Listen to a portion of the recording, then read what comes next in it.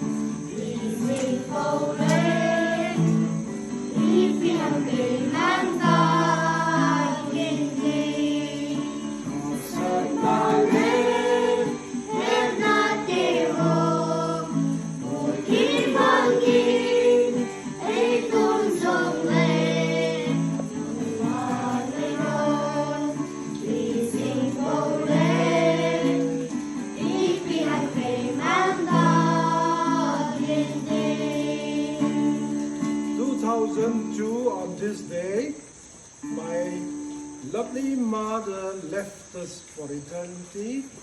Tuni kumizati tanda 2025 na. Kung som nila tumsi tayo kinu tino na. So tuni ama ilaydal how now yel do ni kozong hin zo lang tingle. Laya mai chamdong kan simdiu. La hozong kan sa ding diwa hin lai. As a Joseph Sunaki Patu say, bye.